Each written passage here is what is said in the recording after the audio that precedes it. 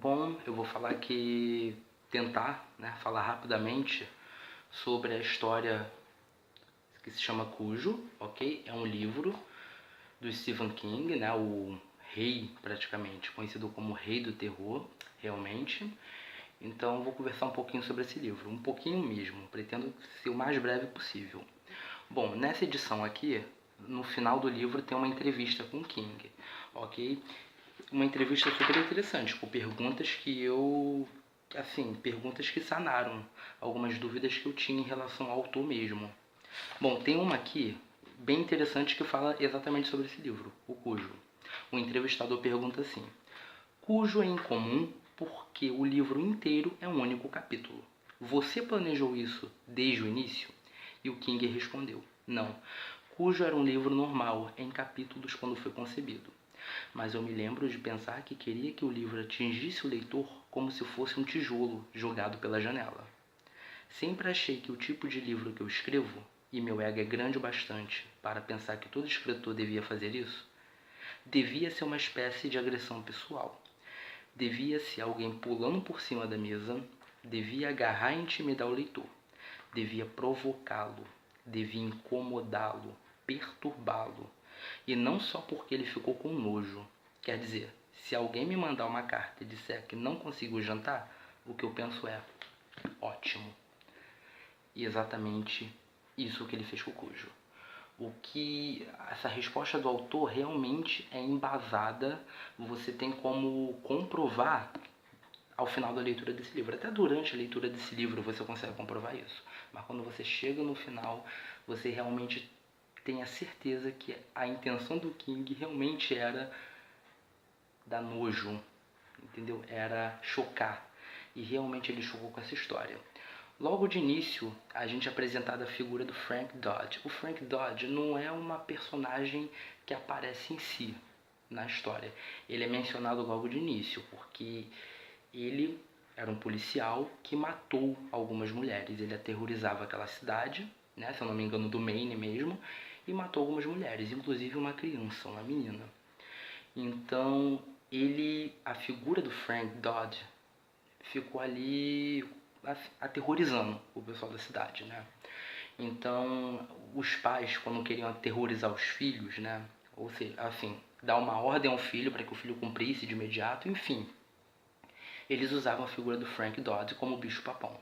Então as crianças, ficavam com aquele medo, aquele receio, como se fosse a lenda do chupacabra, que a loira do banheiro era a figura do Frank Dodge, que as pessoas usavam para amedrontar os outros, inclusive as crianças. Então, logo de início, quando é narrada essa história do Frank Dodge, já dá um certo receio, já dá um certo medo. O King consegue passar um medo pra gente quando ele conta a história desse psicopata, né? E tem um garotinho, né? O garotinho principal, que é o Ted Trenton, faz parte da família Trenton. Ele vive, eu não vou dizer alucinações, mas ele acredita que há um monstro dentro do armário dele, dentro do closet. Ele acredita piamente nisso, então ele fica aterrorizado. Ainda mais tem essa história do Frank Dodge, né? Então ele imagina que não é necessariamente Frank Dodge, mas ele imagina que há um monstro, alguma coisa dentro do armário e que o observa e que só espera o momento certo de atacá-lo.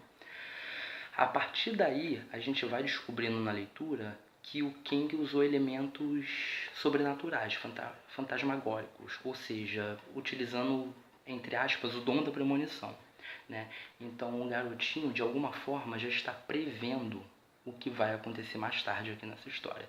Ele já está prevendo que a história, né, assim, o mesmo impacto que a história do Frank Dodge causou na cidade, tem outra coisa por vir que seja tão impactante ou pior do que essa. Então ele já tem meio que um pressentimento, uma premonição, mas ele, como é uma criança, se não me engano, de 4 anos, ele não vai imaginar, né, que isso realmente iria acontecer, que os pesadelos dele são reais, né. E em outro ponto tem uma família, né, que tem posse de um São Bernardo, um cachorro que se chama Cujo, um cachorro muito dócil. A gente tem contato com esse cachorro e percebe, né, pela descrição, pela narração do King, que é um cachorro super dócil, super bonzinho. É aí que está o X do problema. porque a gente acaba se afeiçoando ao cachorro, né, para quem, especialmente quem gosta de animais, e mais tarde a gente vai ser narrada a parte em que o Cujo, né, que é esse cachorro de São Bernardo, ele vai sofrendo a transformação, né, porque ele é picado por um morcego, então ele adquire o vírus da raiva. Então a partir daí que começa o problema, né. Então essas alucinações do Ted Trenton tem muito a ver com a transformação do Cujo. É aí que está o elemento sobrenatural, né? A questão do monstro de olhos vermelhos, prestes a atacar. Né? É que o Cujo, realmente, ele vai se transformando aos poucos, né? E aí que está o X do problema. Aquele cachorro dócil, né? Ele vira uma fera assassina, ele vira um demônio praticamente, né? Ele quer matar, ele tem sangue nos olhos. E ao mesmo tempo, nós, pelo menos eu, né?